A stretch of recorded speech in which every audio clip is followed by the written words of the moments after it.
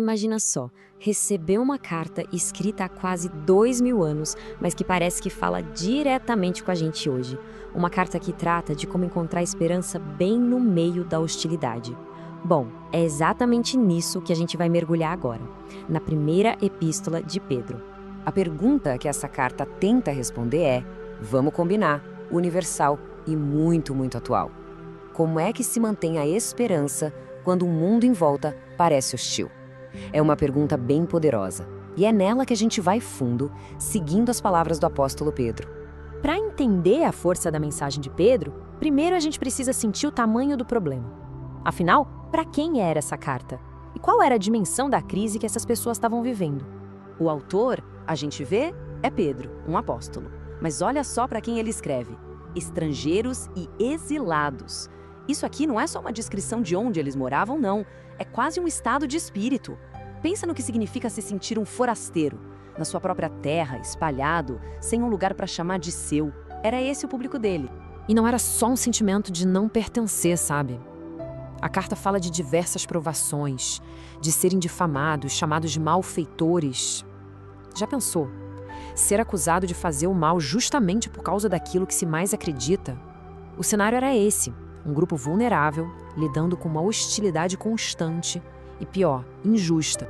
Então, diante desse cenário todo, o que Pedro oferece? Uma solução política? Uma rota de fuga? Não, nada disso.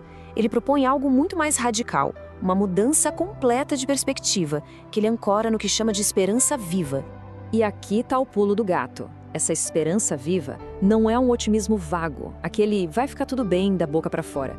Pedro define como uma expectativa bem concreta, com uma âncora na história: a ressurreição.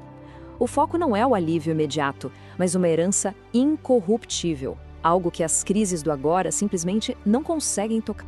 Pedro constrói o argumento dele de uma forma muito lógica, como a gente vê aqui. A ressurreição leva a um renascimento espiritual.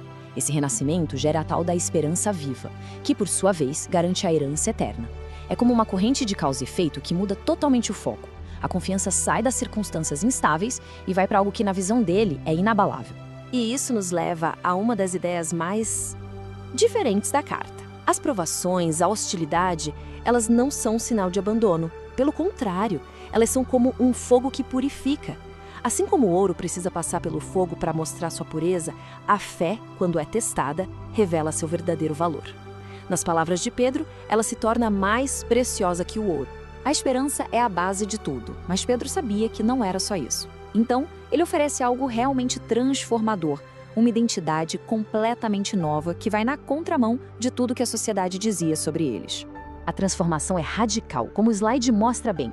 Pedro diz com todas as letras: antes, vocês não eram nem um povo, mas agora são o povo de Deus. É uma mudança completa de status. É sair da escuridão para a luz. Deixar de ser um grupo espalhado e ignorado para virar uma comunidade com propósito e um lugar no mundo. E os títulos que ele usa, nossa, são incrivelmente fortes.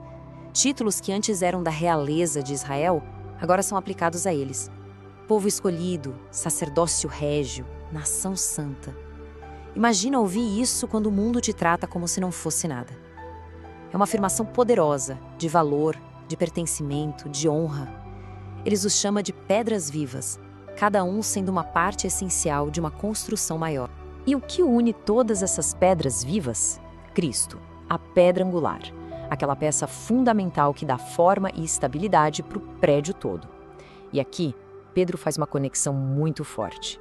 Essa pedra angular também foi rejeitada pelas pessoas, exatamente como eles. Mas para Deus, ela é a base de tudo. Certo, então eles têm uma nova esperança e uma nova identidade. A pergunta natural é: e agora? Como isso funciona no dia a dia? É aqui que a carta se torna um guia super prático. A ideia é que a transformação interna precisa ser vista do lado de fora. O comportamento deles vira uma forma de testemunho, principalmente para os críticos. Por isso o foco é em coisas concretas: amor sincero, humildade, hospitalidade e até mesmo a submissão às autoridades. Cada ação tem um propósito.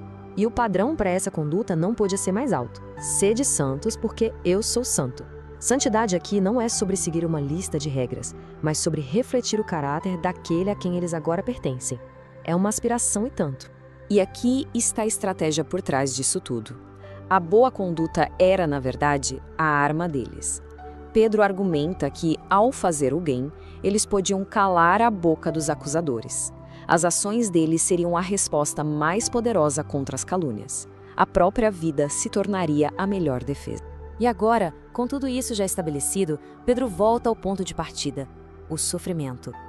Mas ele não olha mais para isso da mesma forma. Ele redefine o sofrimento completamente, mostrando que ele pode ter um propósito bem profundo. A carta faz uma distinção que é crucial. Sofrer as consequências de um erro, bom, não tem mérito nenhum nisso. Mas sofrer justamente por ter feito bem, aguentar um castigo injusto, Pedro diz que isso sim é valioso. É uma inversão total de lógica. O sofrimento que vem por se fazer o certo é visto como uma honra.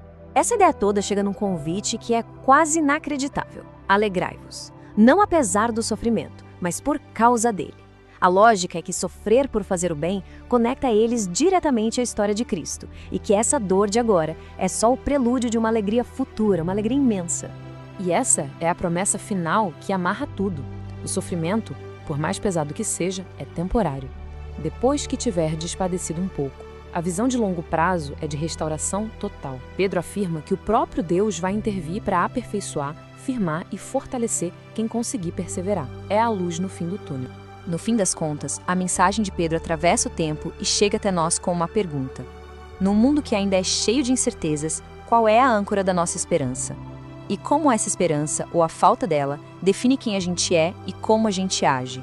A pergunta 2000 anos depois continua tão urgente quanto era antes.